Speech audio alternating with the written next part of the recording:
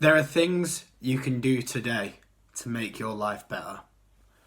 I think as a species or as a community, whichever way you look at it, humans have a tendency to look at things as huge, gigantic, monolithic tasks. You're looking at the finish line rather than looking at the process.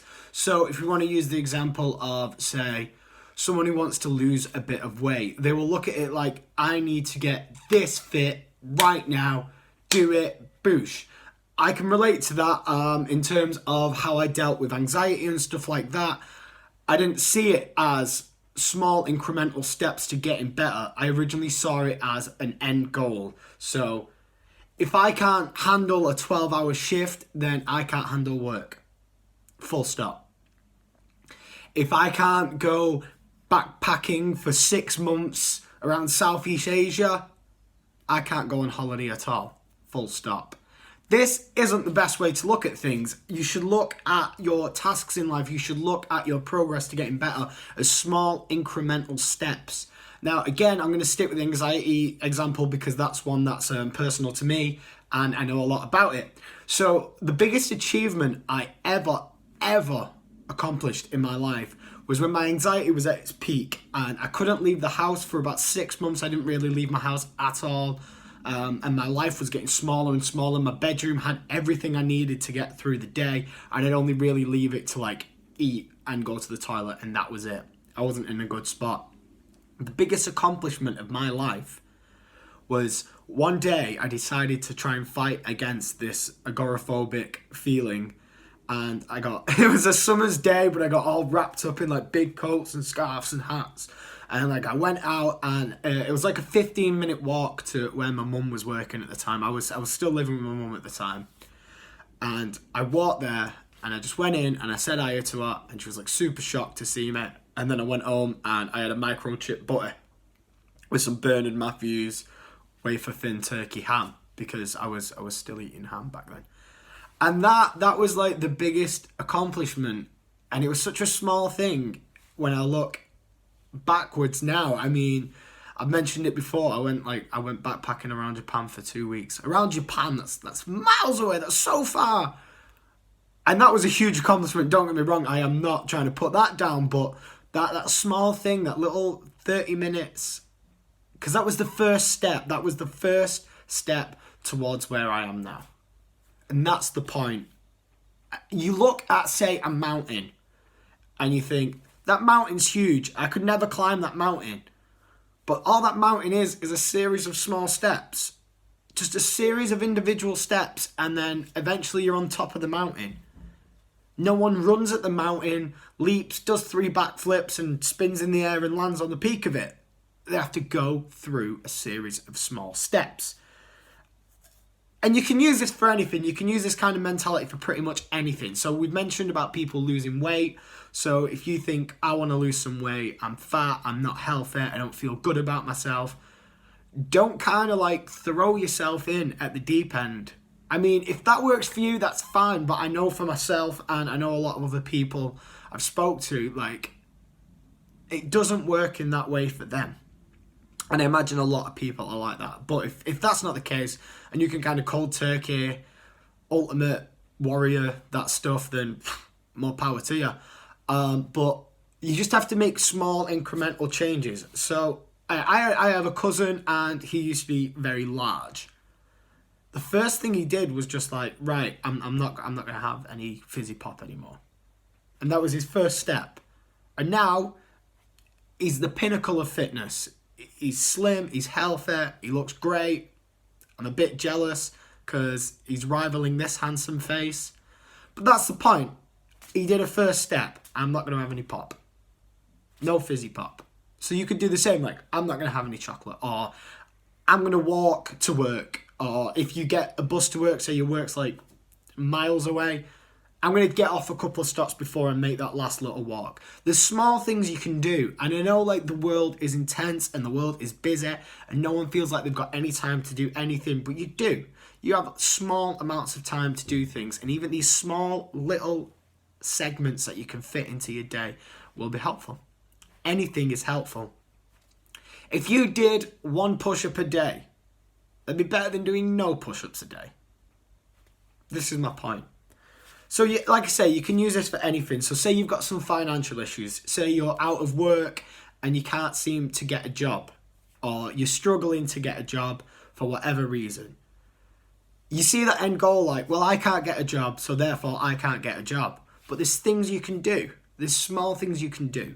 You could, for example, while you're out of work, and I did this myself, and this helped with kind of like my kind of anxiety around working, which I didn't have like workplace anxiety, I just had anxiety, but I kind of used to factor it into two different sections. But that is for another video.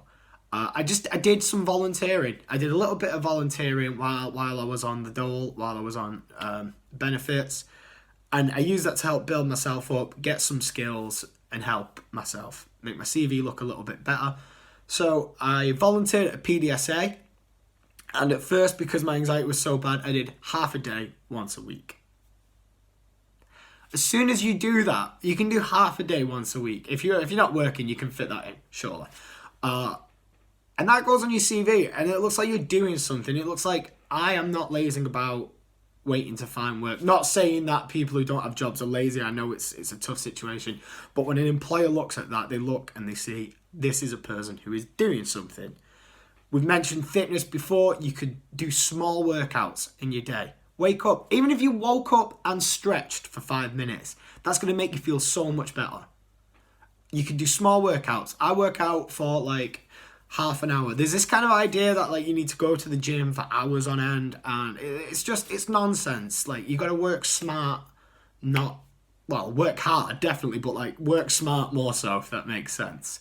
So you just got to know what you're doing. And I don't go to a gym. I just stay at home and I just use my own body. I do push-ups and sit-ups, and I'm in the pinnacle of fitness. I've just kind of, if you ever wanted to up your game, I've got a weighted vest. I don't really use weights at all, other than like stuff I can kind of attach to my body because I want to use my own body. But anyway, I mentioned before, at the time I was living with my mum, and I was like, I would have been about 20 at the time of this, I think, maybe a little younger. But I on and off lived at home, at my birth home, at my parental home for many years. And there's kind of like a shame to that, and I don't think there should be.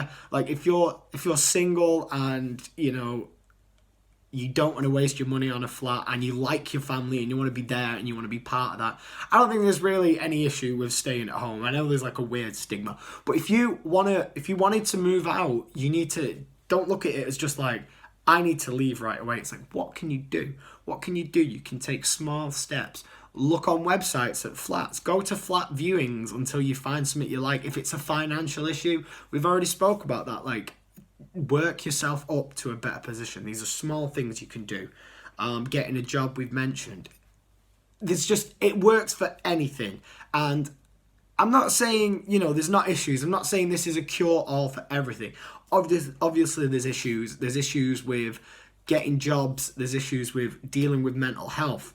But my point is that there are small things you can do to make your life better. Small things you can do today. It doesn't necessarily have to feel like the instant fix you're looking for. So, like, for example, depression. I deal with a lot of depression, and even though I've dealt with my anxiety, that depression's still there. Probably the anxiety was masking it, but again, that's for another video. With the depression stuff, like, I have this weird mentality. I've got past it quite a bit now, but I have this weird mentality where I feel like I shouldn't feel sad. Like, anytime I feel sad, it's the depression. It's the depression. And that's not true. Like, you still feel sad. It's how you deal with it, you know? And there's small things you can do to make that better. Stuff like meditation. So when you get hit by that depression, it's still there, but you deal with it better. That's the point. Like, things shouldn't be viewed in these kind of like black and white polar opposite terms. If I ever feel anxious, therefore I am not dealing with my anxiety issues. It's nonsense. I feel anxious all the time. I do. I just deal with it better now. That's all it is. And it's small changes in my life that help that. We can use an example like I quit drinking, and I'm not saying everyone should quit drinking or that's like a cure-all if you have anxiety issues. Like, There was other things there, like I was using alcohol to deal with anxiety specifically, and that was dangerous for me, so that's why I cut it out. But if we use an example of drinking or smoking, smoking's another good one. A lot of people have struggles quitting smoking because they go, I'm going to quit smoking, and then they just go cold turkey, and then it just hits you. Caffeine's another one, like people who want to kick off caffeine, cold turkey. I mean, it worked. It worked for me. That's how I did it with alcohol. But if you struggle doing it in that sense, there is small steps you can take. Even small incremental steps can help. Say you smoke 10 cigarettes a day. For the next month, just smoke 9.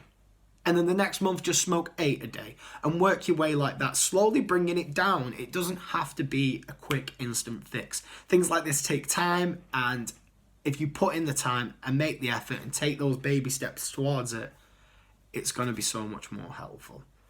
That's how I feel personally. If you disagree, that's fine. Please leave a comment with your own experiences. Again, I am not some kind of expert on these things. I'm just someone who has dealt with a lot of stuff in their life and has got to a better place. So this is just my own personal experience. There isn't anything medical about what I'm saying. It's all anecdotal. So hopefully it'll help you. But if it doesn't, don't sweat. Like I say, I'm not an expert. If I've said something that you disagree with, that's absolutely fine. Just let me know in the comments, and hopefully we can have like a little bit of a discussion and find something. I think like with mental health, I think with like all these other things we've discussed, there isn't a one option fix. Everyone is different. Humans are complex. We're weird. We're full of weird chemicals that make our brains do screwy things, and there just isn't a one size fits all solution, really. But hopefully this has been helpful, and you can think of some small incremental things you can do within your day. Today, tomorrow, next week. Just any little things can be helpful. Something like healthy eating. Don't eat crap every day. Only eat it every other day, and then bring it down. Like I'm at a point now where really I only have like a cheat day once a week where I eat like crappy food, and I feel so much better for it. Also, drink lots of water. No matter what, everything we've discussed, drink lots of water. It's very good for you, and it'll make you feel awesome. Thank you all very much for watching. I hope this has been helpful and not just me rambling on like a maniac. Enjoy the rest of your day. Make little changes. Thank you very much. Bye-bye.